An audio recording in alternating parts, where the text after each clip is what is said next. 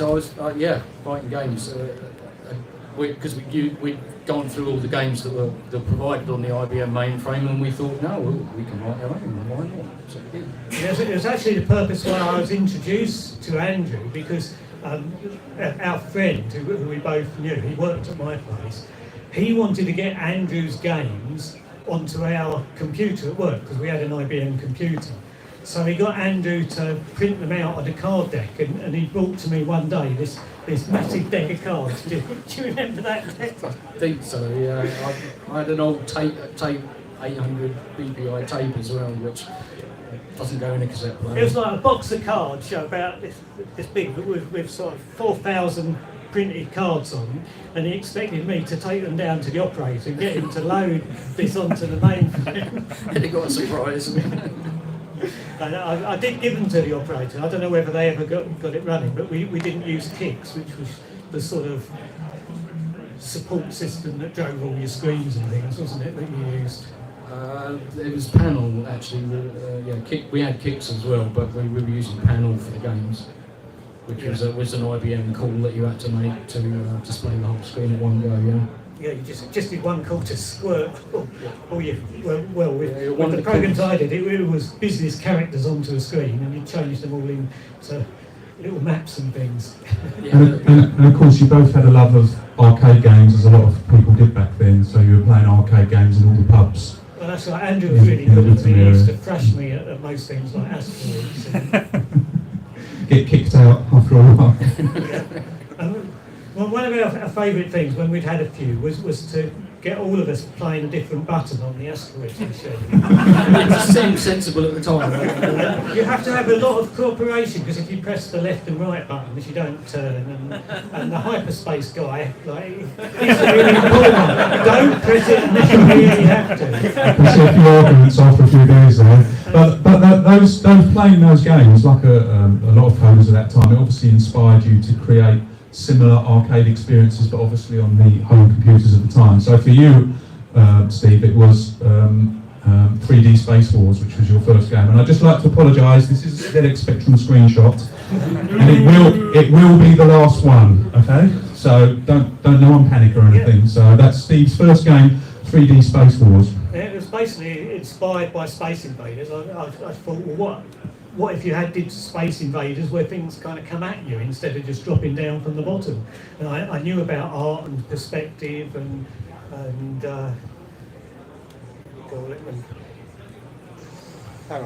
parallax, yeah. That's the word I was searching for.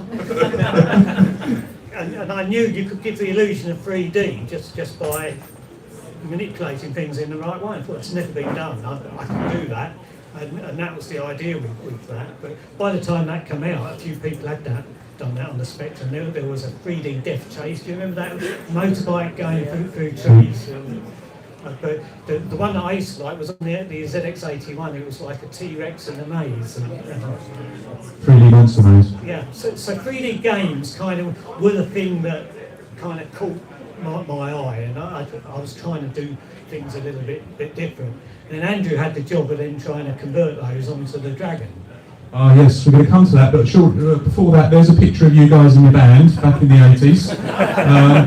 Steve's on the far left, banging out a nice riff there, and I believe on the far right, that's Andrew doing whatever bass guitarist do. He's probably about to do a solo, bass guitar solo, aren't he? So yeah, that's you guys. So meeting in a band in the 80s, and obviously music was a theme that ran through Graftgold throughout the 80s and 90s, which we'll come on to shortly.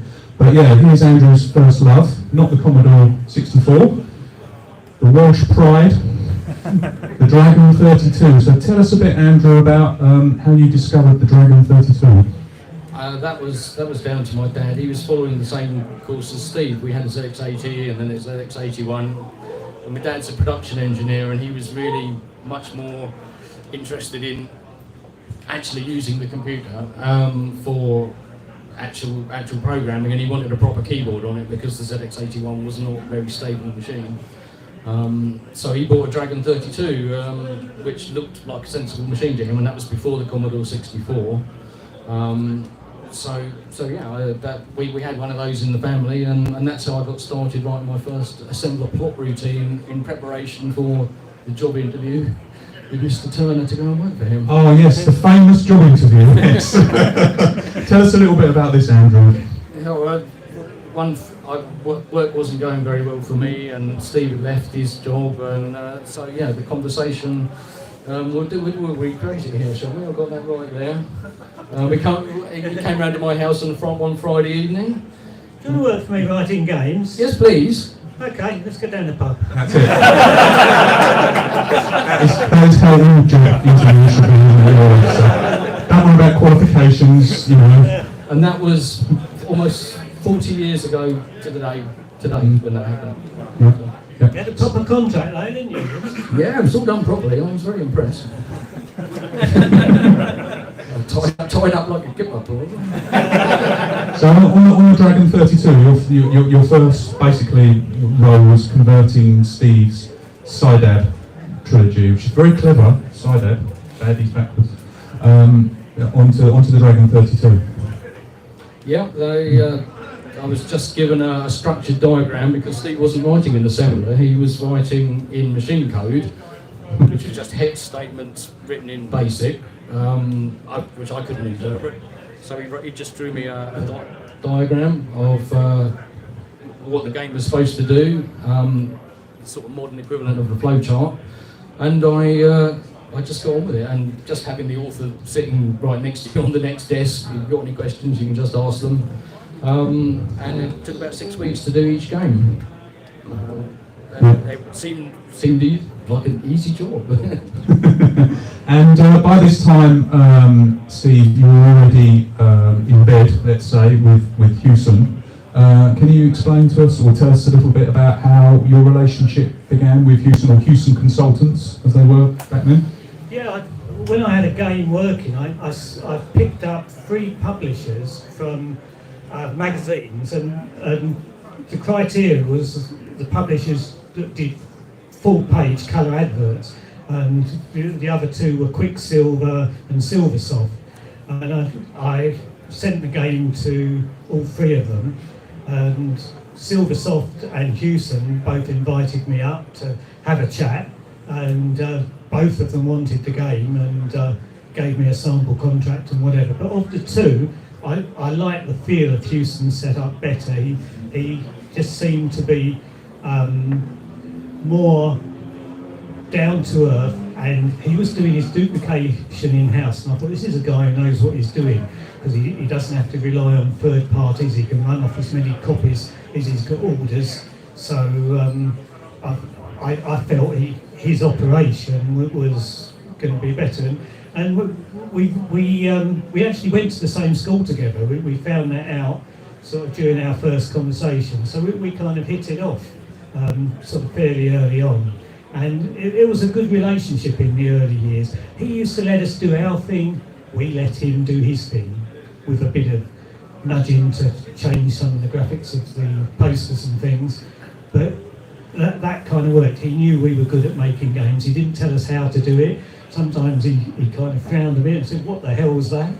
But he seemed to know when something was going to be good. When I came up with the concept of Avalon, I just had a room with a wizard that fired wizards in it, so I only had one graphic in the game. But he immediately could spot it was something different. Said, this guy is moving about a room and he can go into other rooms. And he was immediately excited by that one. But he could see that. He had a very good feel for what was going to be a game. And he also was very good at making relations with all the publishers. And he wrote for a couple of the magazines, and he knew a lot of people personally. And it was great fun, wasn't it, the early launches that we went to. He'd hire a little place, get all the pub down, loads of booze, do little goodie bags for each of them to take away, and the publishers used to love it. And if they could speak to us and see us play the games and catch our enthusiasm, you got better reviews. You know, it was the way to do it, rather than to send something away cold. You know, and someone doesn't quite understand what you're doing, you can't get your sort of excitement about something across. yeah. And obviously, you were busy coding on the Spectrum, as you said, games such as Avalon. And then for you, Andrew, obviously you moved from the Dragon 32 to the machine we all know and love, the Commodore 64. So perhaps if you could tell us a little bit about how you discovered this magnificent beast. Yeah, I just remember a funny conversation with, because Andrew Hewson phoned up Steve and said, how's Andrew getting on with the Dragon games? And Steve came back, well, he's finished. And Andrew Hewson immediately thought that I'd been fired. But it was explained to him, no, he's just actually finished writing the program, so you can take those away. And then we had the conversation about Dragon sales going down, because we always used, every month we'd get the sales figures. We got quite competitive about who was selling more, and I could see I was losing out. The Spectrum sales were good, the Dragon sales weren't so good. And I really wanted to work on a Commodore 64 because a mate of mine had a Commodore 64 and I could see Jeff Minder's games, and I was thinking I want a piece of that because that is a step up. It had sprites and a sound chip. Yeah, and beautiful colours, and so we decided to switch to the Commodore 64. I didn't have one at home, but I got one. Well, we had two. We used two at work. One was doing the graphics, while the other one was doing the compilations or the assemblies. That was my dream, getting on the Commodore 64. But I had to do one game first, which was because I hadn't got any more games to convert from Steve, because he was now embarking on Avalon, which was taking him a lot longer. So I decided to do Lunatic, so that I would get used to the 664 and use it wrongly in just about everything, because I was doing it in high res, which nobody does. I wasn't using any of its lovely toys. And so at the end of that, I think, now I want to use it properly. So that was Lunar Attack, which we're just going to skip past Grizzlies. So that's Lunar Attack, which was your first Commodore 64 game, then? Yeah, that one's the Spectrum version, is it not? Is it? No, that's Commodore. Is it? Yeah, Commodore. Yeah. Okay. Tell by the sites, I think. Okay.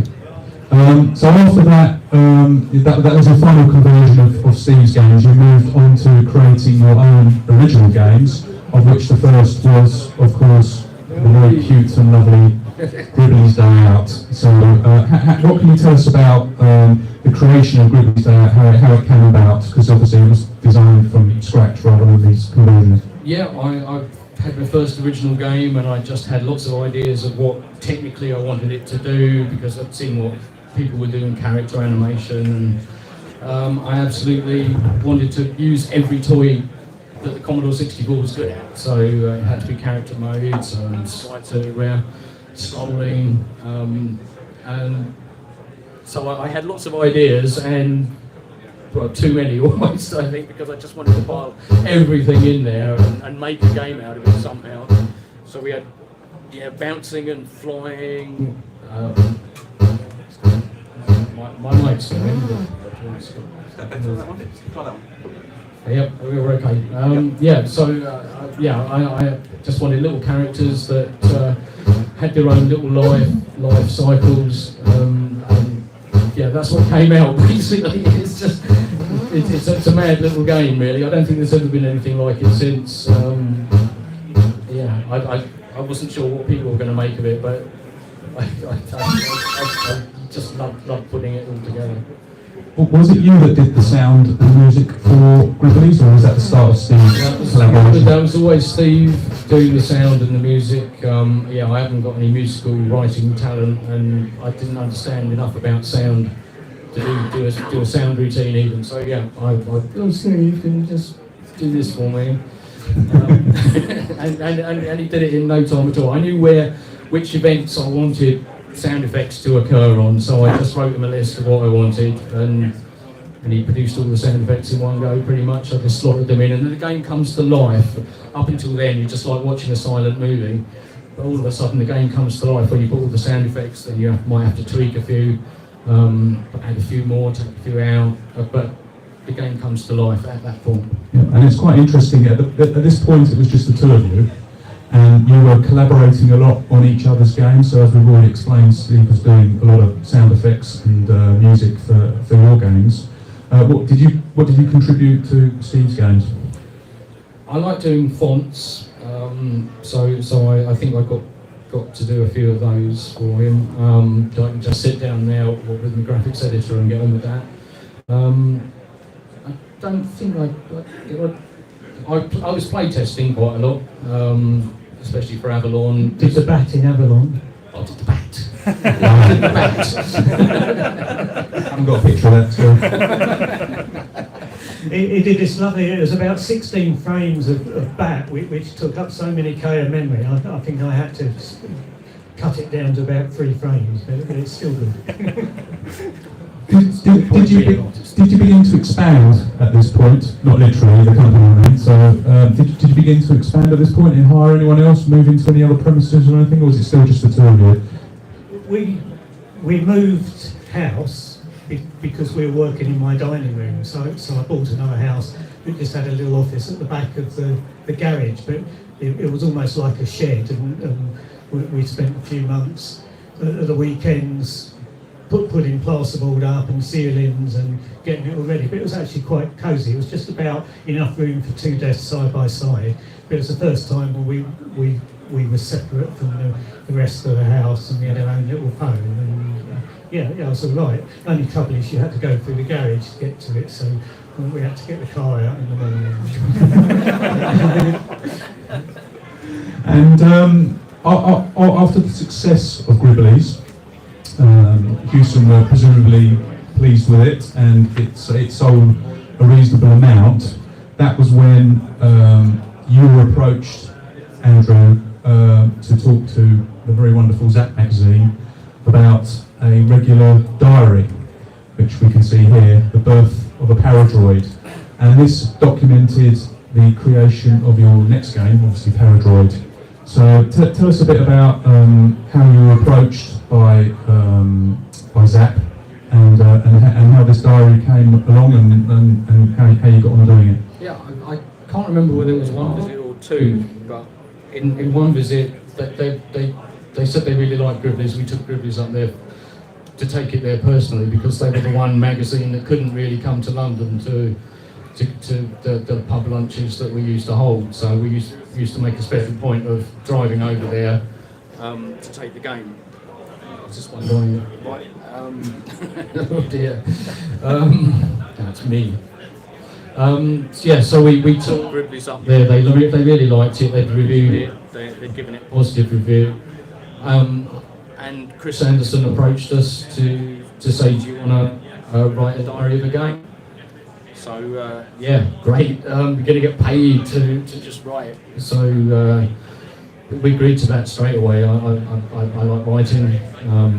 So I just had to keep a diary every day. I wrote down what I'd done. And once a month I typed it all in. And that was it, literally. You sent it off and they printed this diary each month leading up to the release of Paradroid. It's quite nice, really. You got a nice bit of free promo, Steve. You must have been quite happy about that, not having to advertise too much. Well, the first month Andrew did it, like we were told to send the copy to Andrew Hewson so he could edit it.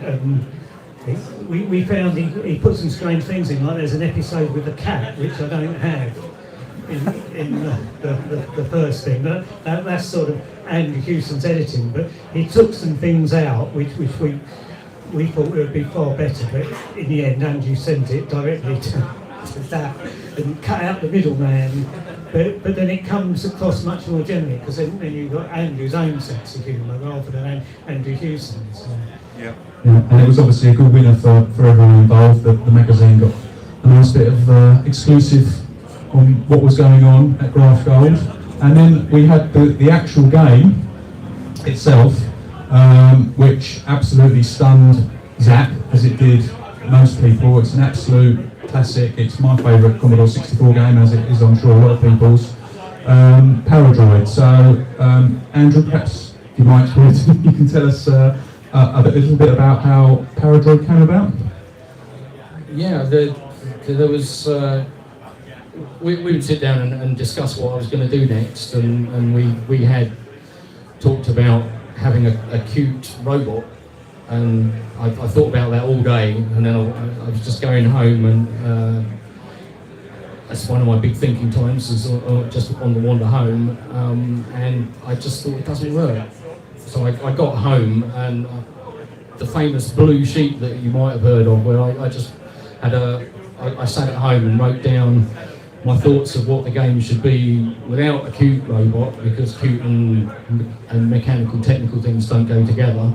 And I came up with the whole game design really on one sheet of paper. I have transcribed that on, because I found the sheet and it was water damaged, so you can't read it anymore, but I have got a transcription of it, and yeah, the whole design was pretty much there, with the robots of different types, and you could be any one of them. You have to fight for it to take over. So it's the first and only game that I think I've ever designed pretty much up front, and it worked without having to do anything else. Normally I just throw technical things in and see what happens, and this time I didn't. I just took Grizzlies and said, right, I'm going to change the game and make it do this, and it just worked. Magic. I don't want to take too much credit for it. It's magic in there. Who's taking the credit for it then? I don't know. There was a magical way home. There must have been some dust in the air or something. I don't know. One of the things I like about Paradroid is the sort of strange atmosphere you get, mainly due to the robots clicking and noises in the background and everything. I believe that was, a slight influence from a TV series back in the 70s. There had. It would have been gone by a couple of years by that time, but there was a Robots of Death episode of Doctor Who, with these just creepy robots that had no facial expression. They were just a mask, and I just liked the menace of those. I just like the idea of robots just roaming around and almost randomly killing the crew. And always on Star Trek and Doctor Who and things, there's little burbles you can hear there in the background and the sound. So I just wanted to create some sounds in the background, and I had to do the sounds for a lot of the sounds for Paradroid myself. Steve was very busy doing something else, so I just started tweaking about with the sound routine, sound definitions, and just these little burbles came out, and I'm sure I was overloading quite a lot of variables and overdoing it, but it just sounds, I like the sound of it, and I just wrote all the values down, coded them in, and so I'm going to use that. As long as it doesn't break, yeah.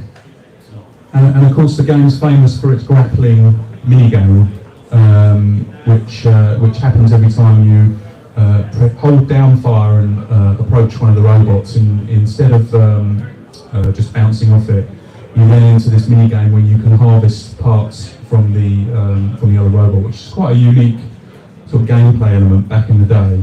So how did you come up with this, and why did you implement this into the game?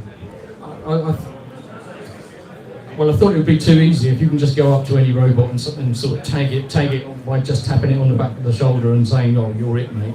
So I thought, no, I don't want you to be able to just go from the lowliest low to the highest high every time and just succeed. So I just came up with this little game which is weighted based on who you are and who the other robot is.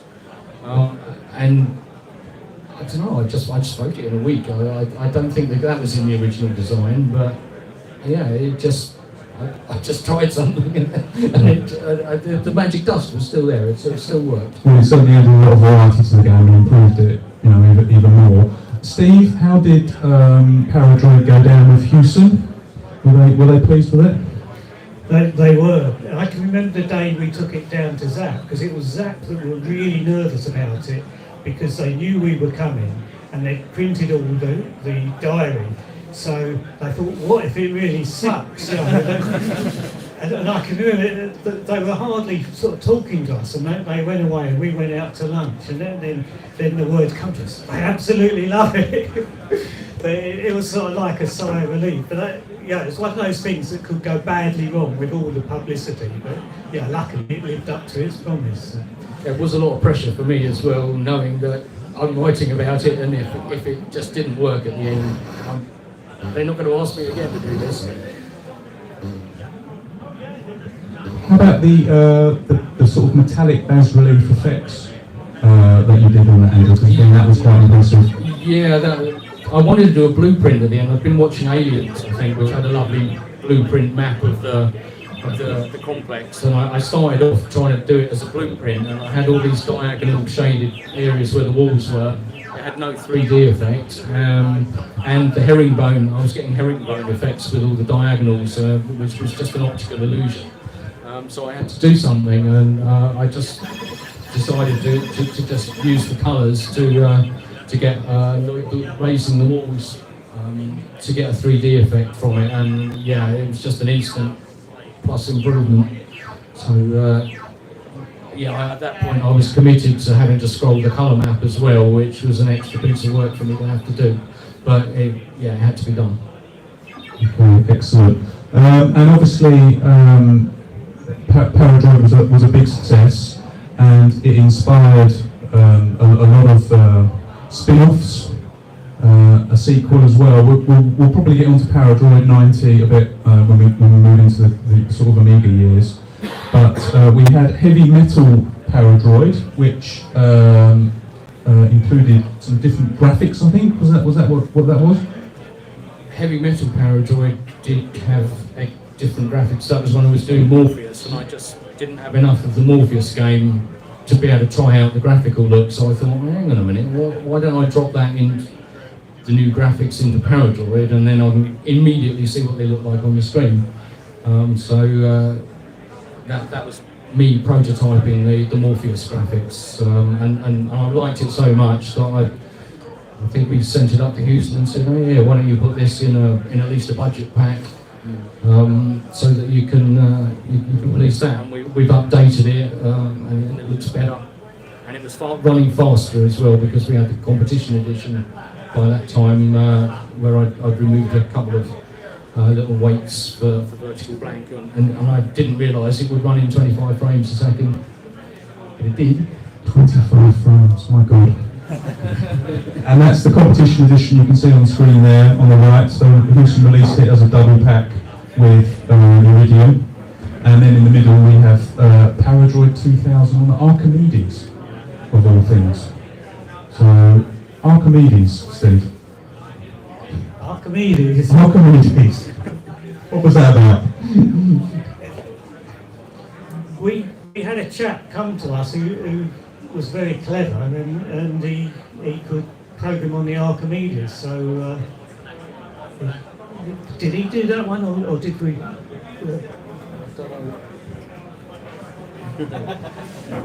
Well, because there was an Archimedes Grizzlies as well, wasn't there? Which was that the same people who did that one?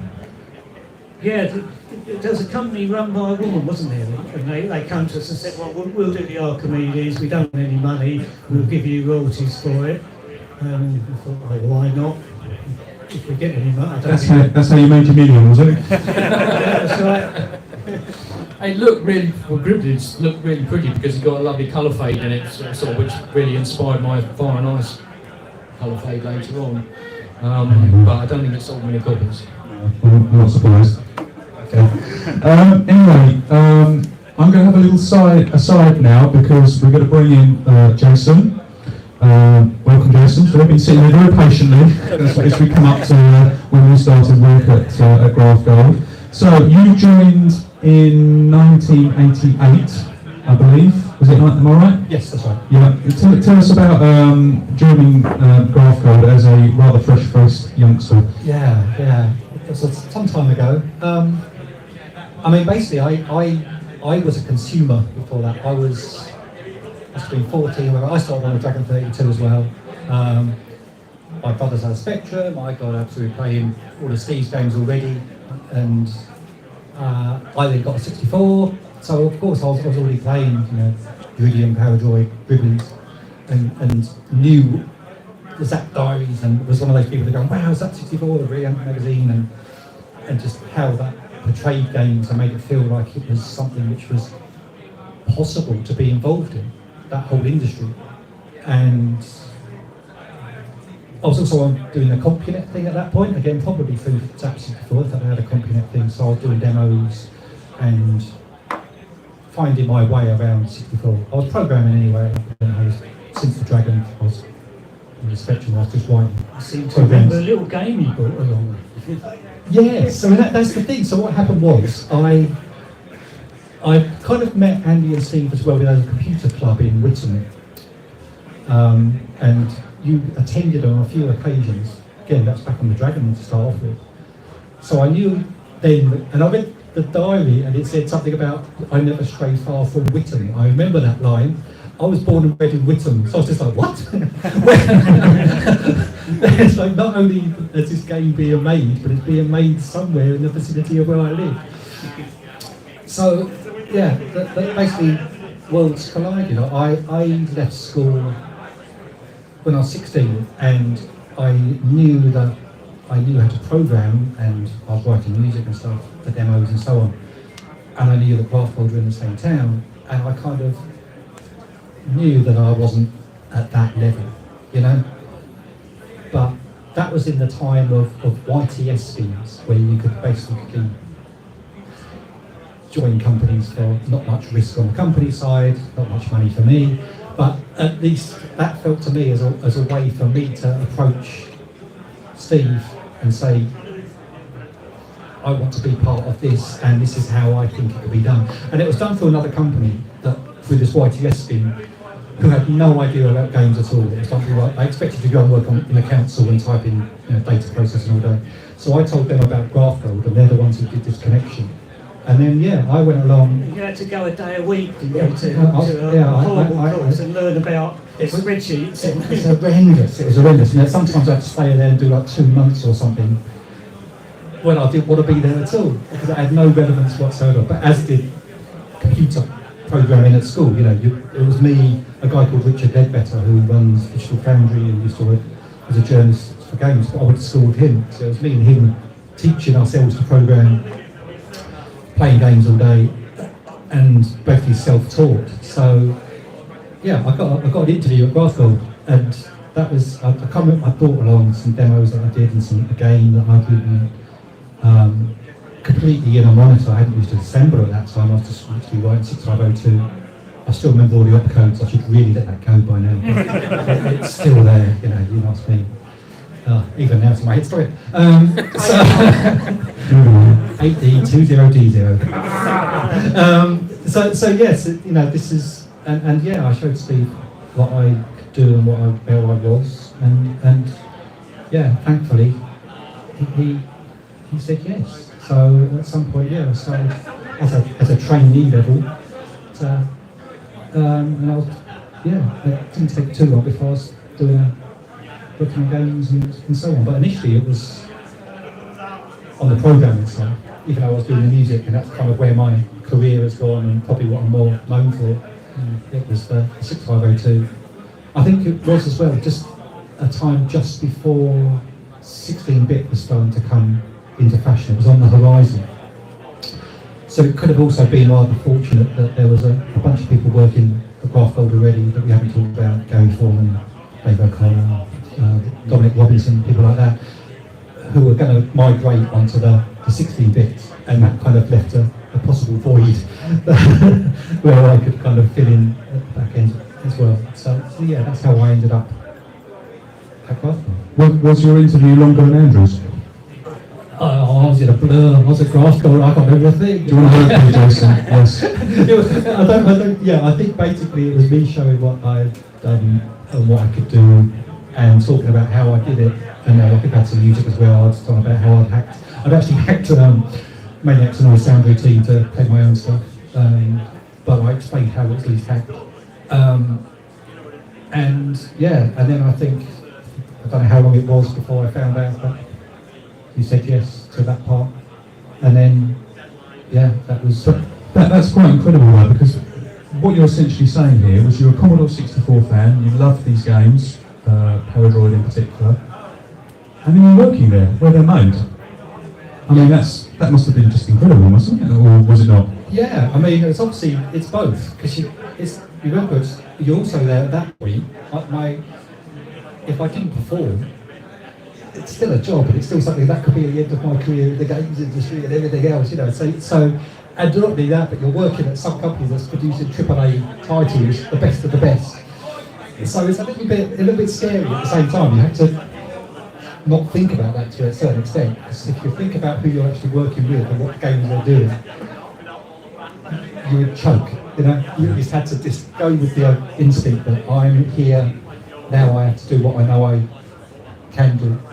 Okay, excellent. Thank you, Jason. And obviously, just winding back a little bit, Andrew, you were busy on your next opus, which was Uridium for the Commodore 64, of course. So this was harking back a little bit to your love of arcade games and your desire to try something a bit different, well, something very different from Paradroid and Grizzlies. So what can you tell us about Uridium? I finally decided that I wanted a totally arcade quality game which had to run at 50 frames a second, so I realised that my current game system just wasn't going to do it. I had to do something a bit more customised to just, it's almost a rewrite basically. I had to think of ways that I could get the whole game running at 50 frames a second, which means doing the same amount of work in half the time. So there were unravelled loops whereby if you know you want to do something 40 times, you write it out 40 times instead of counting 40 times, because the pure act of counting is taking up some of your time. And yeah, I just designed everything to run at that speed. And I've been playing a bit of Star Force, so the graphical quality is and was using the greys of the Commodore 64, which I thought give me the nice metallic sort of flavour to it. And then I come along and name all of the levels by metal names as well. Yeah, I just, it was a rewrite. I just got this lovely animation for the Manta. I think there's something like 50 graphics frames or something to do all its rolling and twisting, and yeah, it just, everything had to be lovely and smooth, and that's what I went for, and I believe that's what I got. And people say it's very hard. I've just proved it out there because I was trying to play Uridium Plus and I got to level 4 and I crashed and burned, and I used to be able to loop that. So yes, it didn't come together very smoothly, I must admit. It did. There were no real problems doing it. I got the scrolling working at the speed. It cheats a little bit because there's a couple of lines at the top and the bottom that it doesn't have to scroll. And yeah, it's all, I hope arcade quality look to it, and the reviews I think reflected that.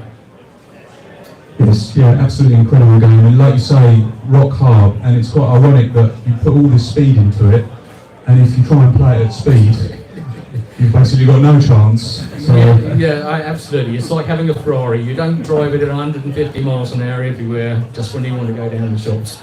You have to know when to use the speed to get out of trouble. And yeah, it's all about control. You have control. You have a foot on the accelerator. Do not push it down fully all the time. And this was another big success for Houston. So at this point, Steve, was this when Graftgold really began to expand? Not yet, but it was the first time that both of us were earning good royalties. So we were starting to make money for the first time in our sort of history. And not only on the new product, but Houston was doing very well kind of repackaging the old products. It'd do this version and double version, it'd put Avalon with Dragon, Uridium with Paradroid. And they were really good for us because the first release kind of pays for your building it, and if you get a re-release, you haven't done anything for that, so it's all just money in your pocket. So it kind of gave us the money, and that's what kind of got us into the position where we could consider the expansion. But we didn't really expand until we broke from Hewson's, and Telecom Soft came to us and said, look, we want you to be a team, we'll finance the team. And they did a multi-product deal with us, which turned out to be really bad because we seemed to be forever producing 8-bit games to fulfil this contract when the market was moving on to 16-bit. And they were sort of holding us to what we originally said. I think we agreed 4 titles over 2 formats, so that was 8 separate games for this contract. But that was about the time where Jason came into the equation, so I realised, well, we need people to fulfil this contract, and so I was looking for new blood. What was interesting about Jason, he was kind of the generation below us, so he had a different kind of perspective on the games. He was an out-and-out games player, he knew what people were playing, he had the sort of vibe of what was going on. That was really important for the company, because we were kind of getting old hands. After writing, by that time we'd both written sort of 5 or 6 games, you start getting a bit jaded, you know. It was good to get the new blood in. And we were joined by Dominic and John from Hewson's, which gave us sort of instant expertise because they already knew their craft. And we brought in another completely newcomer from Ireland, David O'Connor, who brought us an amazing demo on the Spectrum. I think it was running at 25 frames. It was really good, and eventually it was put out as a game called Soldier of Fortune, and we did a C64 version, which wasn't a copy of it. We developed just a game with the same title, because we realised if you want to get the best out of C64, you can't really do a conversion. You've got to design it for the machine, you've got to use when it's there. I tried to do a conversion onto the C64 with Magnetron, and I didn't use the scrolling. It was a mistake, because you've got to use what's in the machine. It was a nice slick game, but if you don't use what the machine's got, well, you know, why are you bothering coding for that machine? Yes, absolutely, I agree. And I think most people would hear that games that are created with Commodore 64's powers in mind are infinitely better than any of the conversion that some people did. But on that subject, Andrew, your next game was Alley Cat, and again, after doing a side-scrolling QT type game and then a lightning-fast shoot-'em-up, you switched genres again, and we had a vertically scrolling racing type shooting hybrid. So tell us a bit about Alley Cat. Yeah, I always like to change the type of game that I do every time, because you put all of your ideas into one game, and okay, if you've got some left over, great, do another game like that. But I usually try to get everything into one game and then just do something rather different. So I thought, well, I'm still trying to get more of the screen working. So for Uridium, I had a score panel, and I wanted to get rid of that in Alley Cat. So I was scrolling the whole screen at 50 frames a second, and it cheats again because there's side borders which aren't really scrolling, and that's an illusion. But I had the game almost taking up the whole screen, and that was a vertical scroller, because that gives you a wider screen as well. You're not losing a couple of characters to the scrolling position. Whilst I kept on with the idea that I wanted a nice animation with a chip that can loop, I just tried a different sort of game with. I'm not sure it's totally a racing game, because it's really you against the elements. But I put in 8 or 9 different types of races in there to try and just give you different objectives in different races. Yes, yeah, another excellent game.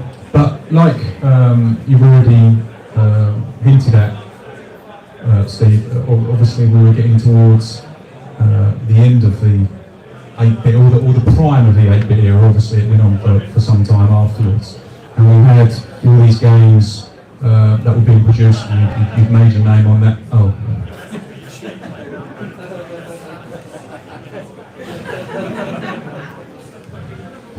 Then we moved on to Morpheus, which again was you, Andrew, and I think demonstrating a desire to create something different again? Yeah, we discovered sprite multiplexing at this point. I think I'd gone to one of the ZZAP programmers challenges, and I'd met Tony Crowther, who was talking about he'd just released Trap, which is running more than 8 sprites, and I was looking at that and thinking, oh, I know that's doing more than 8 sprites. I don't know how you've done it.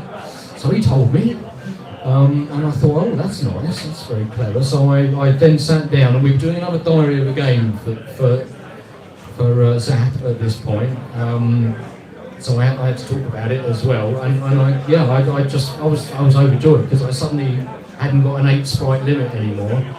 I had 32 sprites. I think I had 50 going at one point, but you can't do a lot with that 50. So I cut it down to about 32 normal running. But then I realised that, well, yes, you can get 32 sprites on the screen, but it is taking a lot of your time, and you aren't going to be able to scroll a whole screen's worth of information. So I had to come up with a different design to make it look like the ship was moving. So I had a big ship made out of characters, and then the star field going behind it to make it look like it was moving, which was all a completely new departure for me. I think I'd have liked to have rotated the star field, but I haven't quite got the maths ability to do that. But yes, I came up with a completely different game where you have to buy parts for your ships. You can make bigger ships, and it's as much a strategy of planning what you're going to buy and surviving until they get delivered, because they have to be built. Some people didn't understand why you'd want to do that, but I've been playing board games where you deliberately do that. If you want a big spaceship, you can buy a big spaceship, but it's not going to just turn up off the lot. They're going to have to build it for you, and the bigger spaceships take longer to build, and so I just wanted to build that kind of planning into the game, just to make you think about how you're going to get to the next level and be able to survive when you get there. So yeah, I was just trying something different again. Well, it was certainly very technically impressive there, another good game. But by this point, Andrew, you were starting to think about a new love, the Commodore Amiga, the 16-bit. I was. Gary Liddon from ZZAP, he'd sold me his A1000, and I've been around Jeff Minter's house. He had an early A1000, and it just, yeah, there was just such a step above, because you've got so many more colours that you could play about with on the screen. I've got to have one of those. So when Gary Liddon said, "Oh, you can buy mine if you want," I'll have that. And I had deluxe paint on it, and I was prototyping graphics for what I wanted to do, and I really wanted to write something for it, and I wasn't immediately able to do so because of this contract that Steve was talking about, whereby we had to produce some more C64 titles for Telecom Soft. They didn't want Amiga titles, even though things like Star Glider were just coming out, and we could see that the future was heading towards the 16-bit. Well, of course, yeah, we already touched upon it briefly, Steve, when you mentioned Megatron back there. But this was the start of Graftgold's publisher roles, specifically starting, of course, with Hewson and the brace of games that were supposed to appear with Hewson, and then didn't. Perhaps if you could tell us a little bit about that time and that situation and how those games ended up being with Telecom Soft, aka Firebird. You know, we knew quite a few people in Houston, and I was getting phone calls from more than one staff member and saying that things are really wrong here.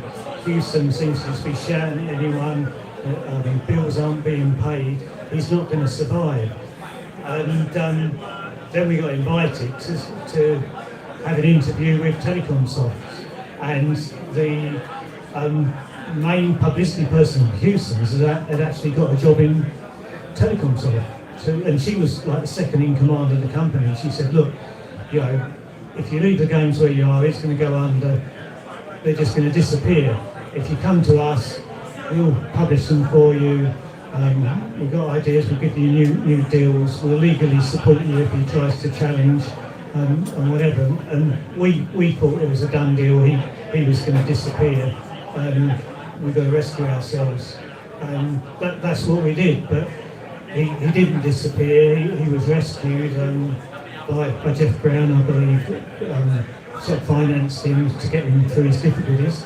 And he wasn't a astute businessman, he managed to survive, all credit to him.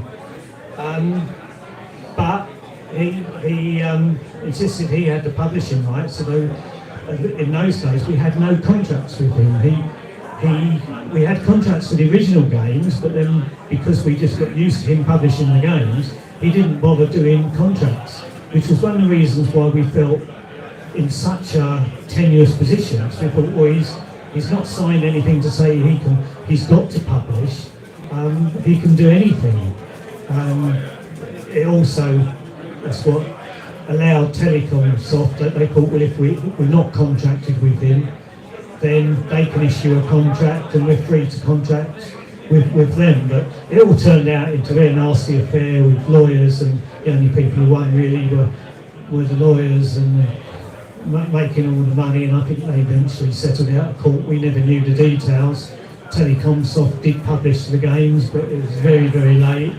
I can remember finishing off the C64 version, and I would have liked to have spent more time on it, but you just have that feeling of dread of, God, this could just all disappear, and so my heart really wasn't into it, so I don't think it was my best game. It was polished. I always did games that played well. They didn't have bugs in or whatever, but it didn't have the extra pizzazz that I'd normally put in a game.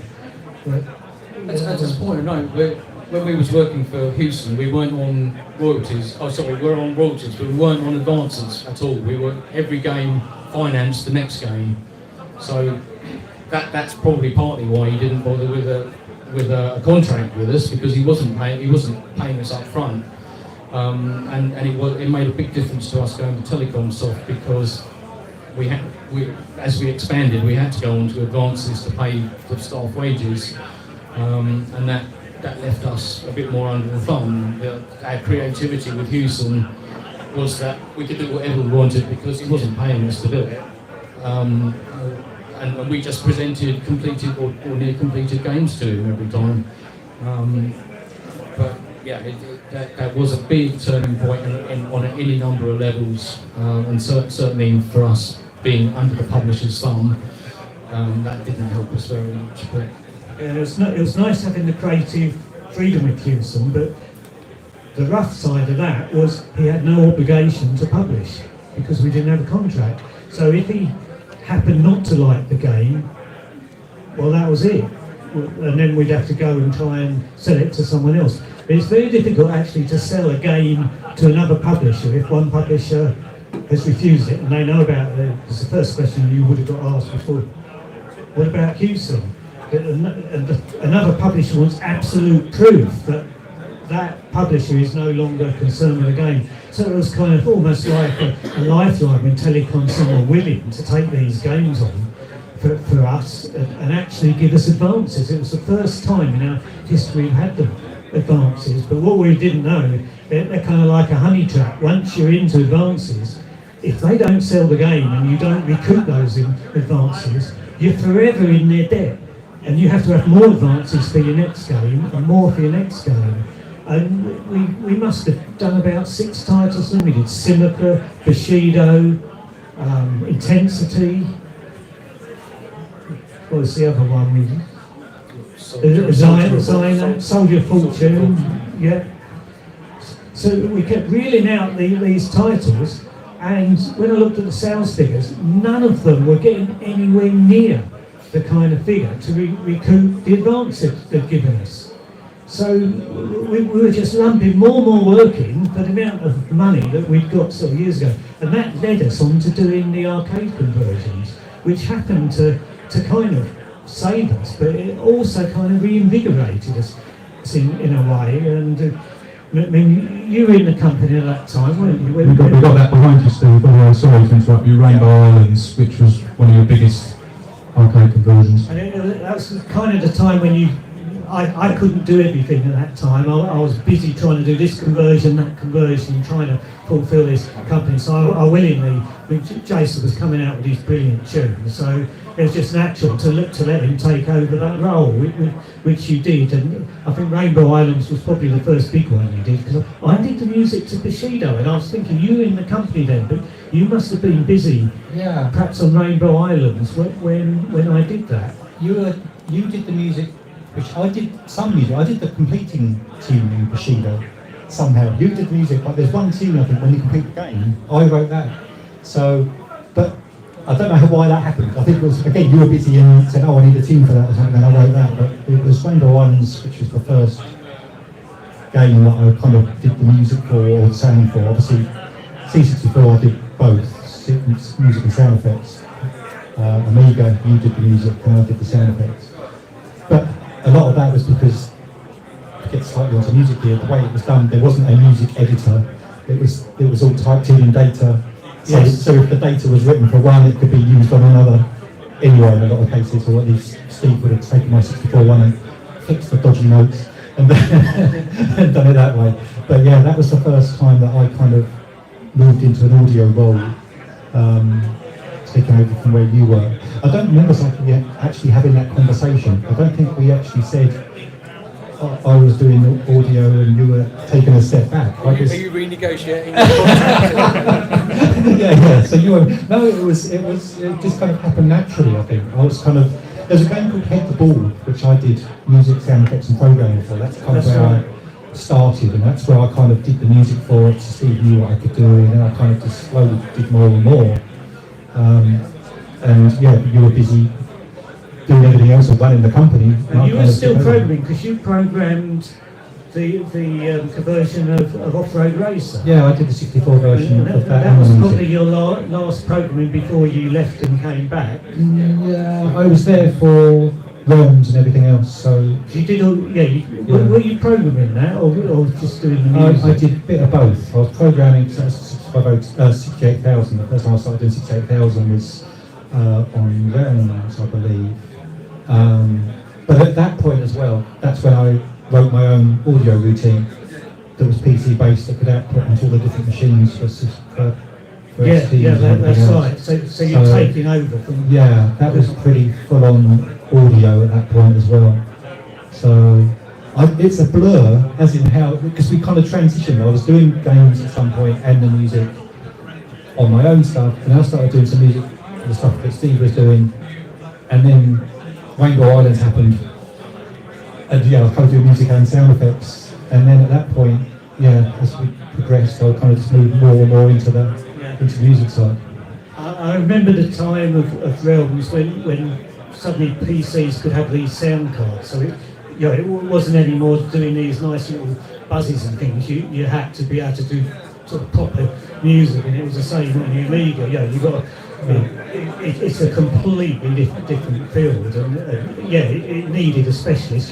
Just like with the graphics, first of all, we were doing our own, and in the end we realised we need artists to do the graphic stuff. You just had to have specialists to keep up.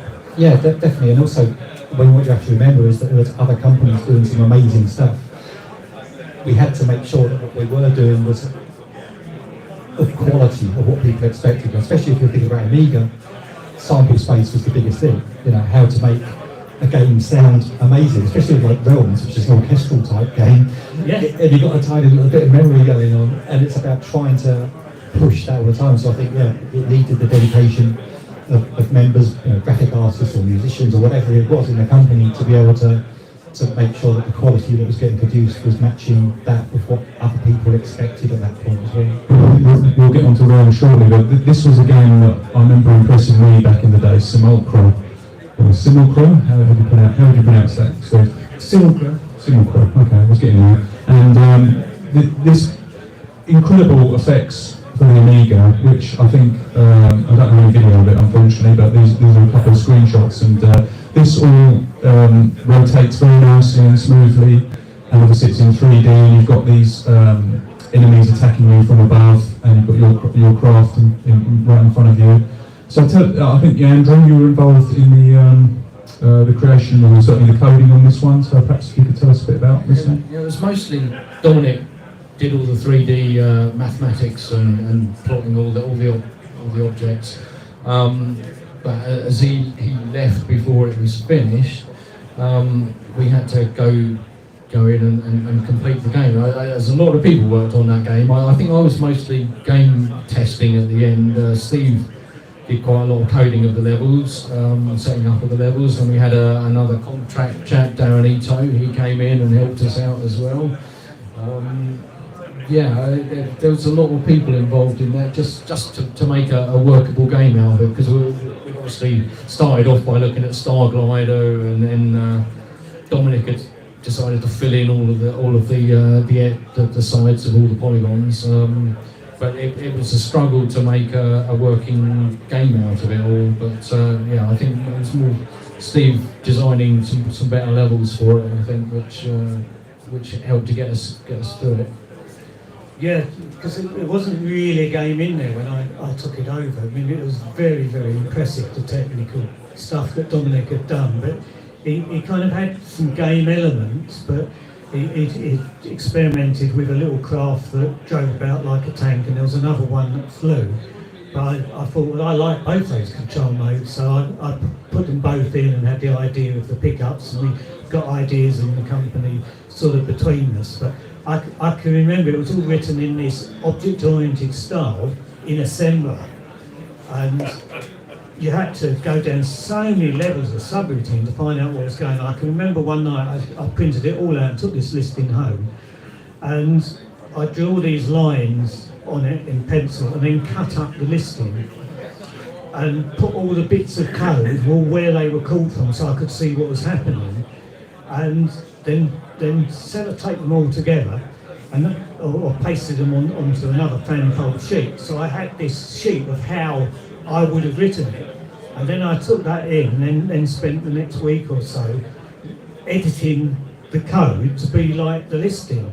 And suddenly I had something that I could change and go about and add new routines to and become fluent in. So I did that. And this chap from university, it was just on work experience, but he used to take over from me.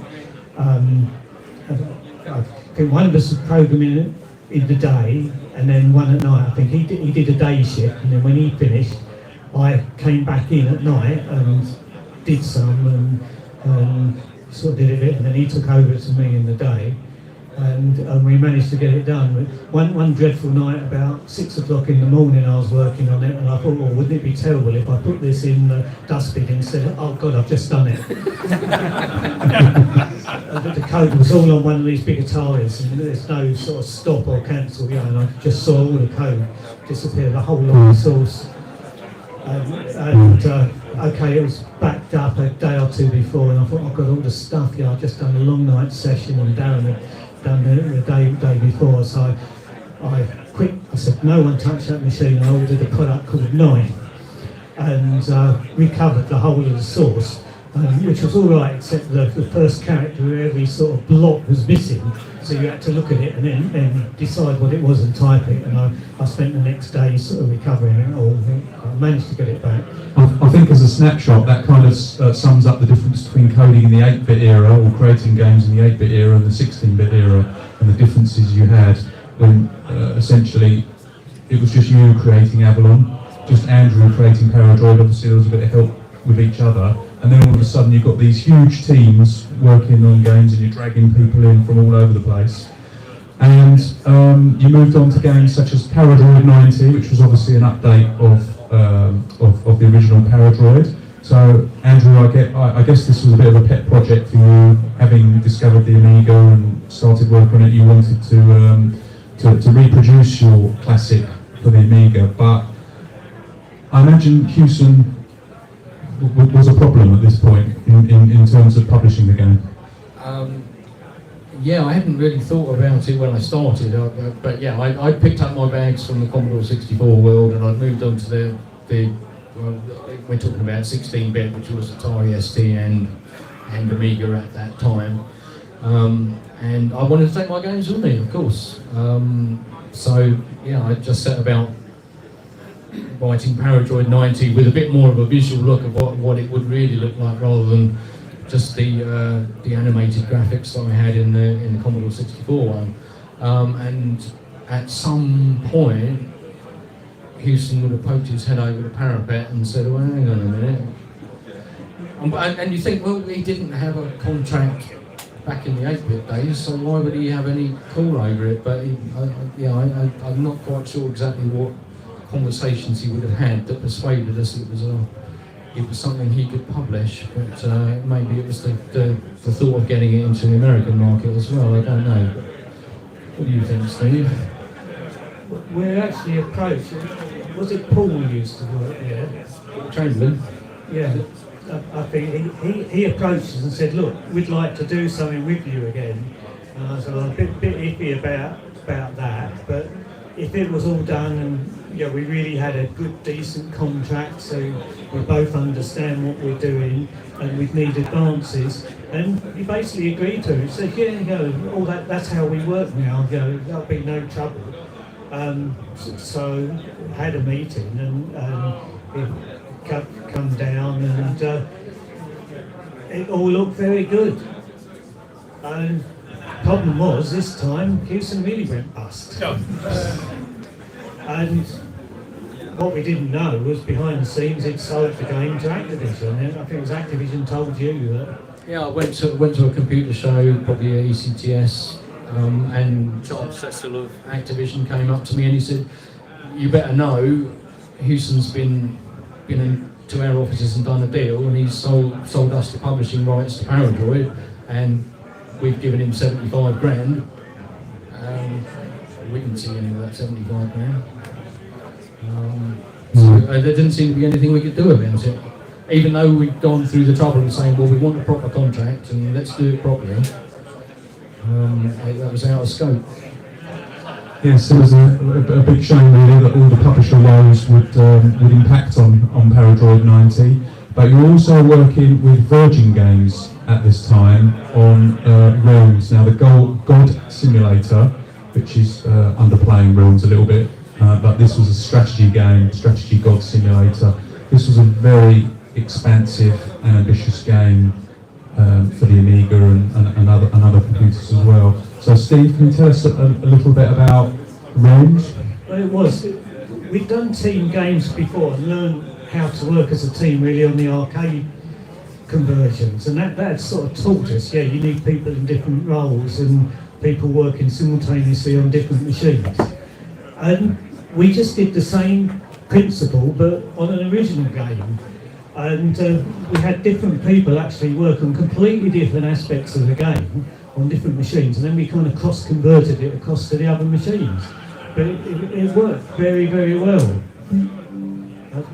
I was always pleased with the music in Realms. I tried in Bushido to do interactive music that actually changed with the game kind of intensity. So if you had a quiet bit, the music's sort of quiet, and then a few armies come and the music builds up. So my instructions were, Jason, I want sort of really nice music, but it's got to be like this. So you've got to be able to write it in sections so that we can play this bit and then play that bit. So Yeah, it was good. I like that.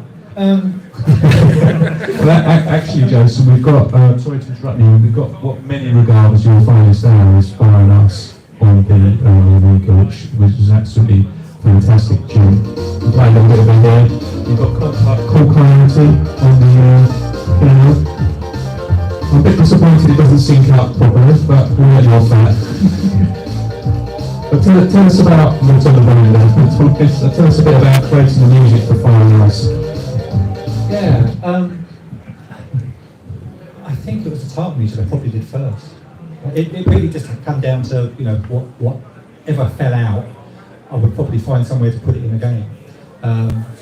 That's how I've always kind of done things. I very rarely throw something away that would be used for somewhere. And Fire Nice, I remember, I think I wrote it in Soundtracker, rather than, because I did it at home. I went home one night, I had an idea for the piano thing. The piano thing, there was a sketch show on TV called Absolutely, If anyone remembers that, with Stony Bridge, with its Stony Bridge and all that sort of stuff. And in that, there was one section where this guy would just turn up and it'd be and it'd be like a 10-second thing, then go again. And whatever it was one of those, moments how it was in that era where weird sketch shows are on TV that made no sense.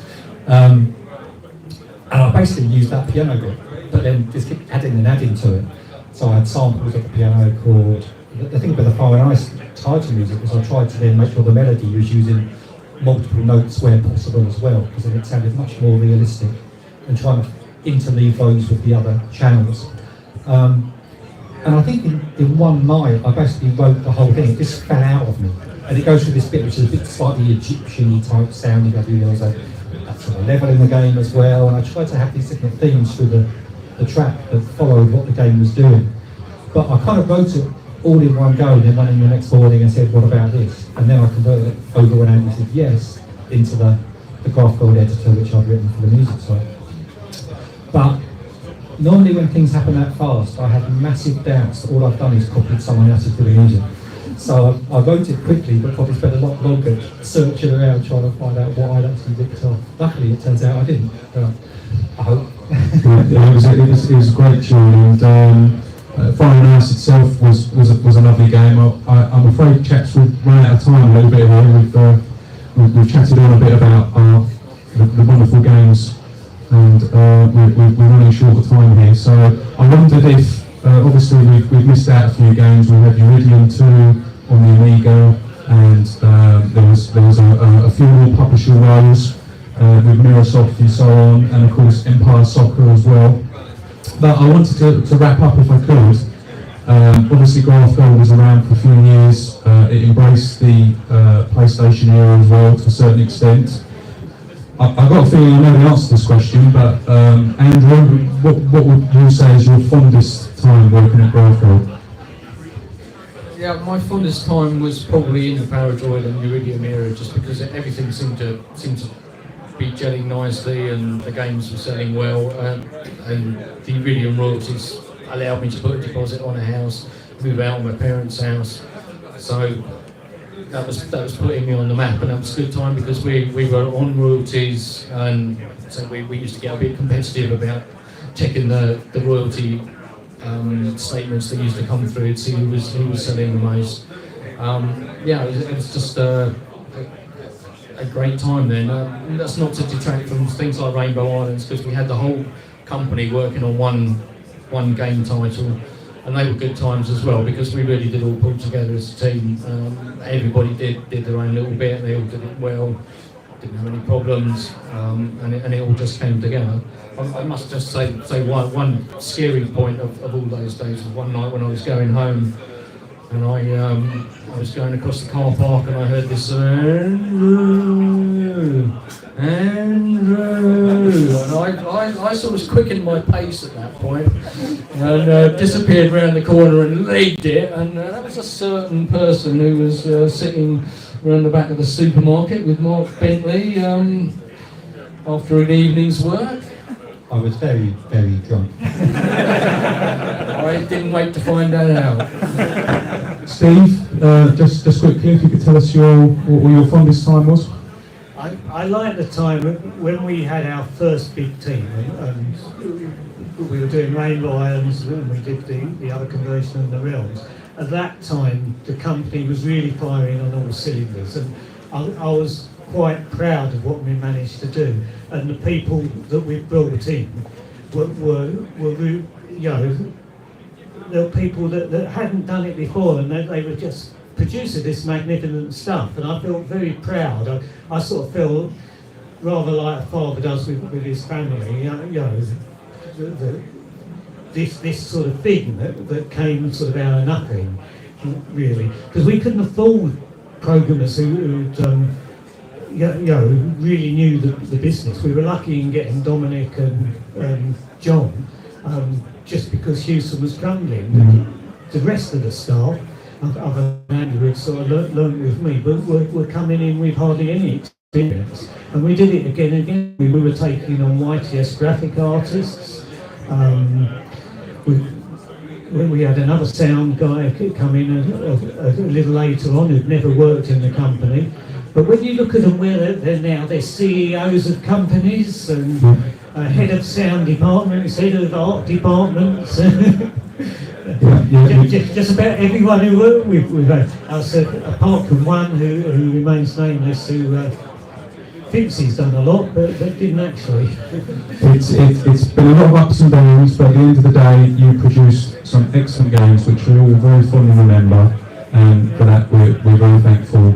And you know, it made you millions of pounds, all these games, so you're sitting there millionaires, so you must be really happy about that. Tax man, Rich. Thank you so much, guys, for contributing your memories of Graftgold. Sadly, we don't have time for any questions from the audience, but Andrew and Steve, I hope will still be signing some artwork for anyone that wishes to purchase the artwork. But anyway, in the meantime, thank you so much, Steve Turner, Andrew Braybrook, and Jason Page of Graftgold. Give them a round of applause. Thank you very much. Thanks so much, guys.